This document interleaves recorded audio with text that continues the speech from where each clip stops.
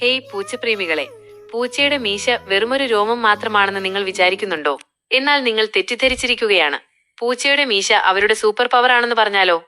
പൂച്ചയുടെ മീശ വെറുമൊരു രോമമല്ല, അത് അവരുടെ നാഡീവ്യൂഹവുമായി നേരിട്ട് ബന്ധപ്പെട്ടിരിക്കുന്നു.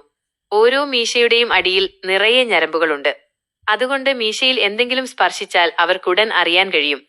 ഇരുട്ടിൽ പോലും തടസ്സങ്ങളില്ലാതെ സഞ്ചരിക്കാൻ പൂച്ചകളെ സഹായിക്കുന്നത് അവരുടെ മീശയാണ്. മീശ ഉപയോഗിച്ച് ചുറ്റുമുള്ള വായുവിന്റെ മാറ്റങ്ങൾ അവർക്കറിയാൻ കഴിയും.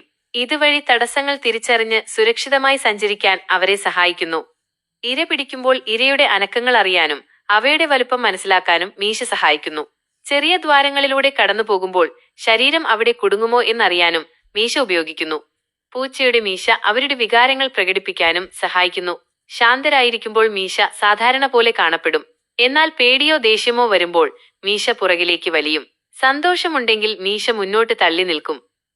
പൂച്ചയുടെ മീശ അവരുടെ സൂപ്പർ പവർ ആണെന്ന് ഇപ്പോൾ മനസ്സിലായില്ലേ? ഈ അത്ഭുതകരമായ രോമങ്ങളെക്കുറിച്ച് കൂടുതൽ അറിയാനുണ്ടെങ്കിൽ കമന്റ് ചെയ്യുമല്ലോ. പൂച്ചയുടെ മീശ വെറും രോമമല്ലെന്ന് നിങ്ങൾക്ക് പുതിയൊരറിവല്ലേ? ഇത്തരത്തിലുള്ള കാര്യങ്ങൾ തുടർന്നും കേൾക്കാൻ സബ്സ്ക്രൈബ് ചെയ്യൂ.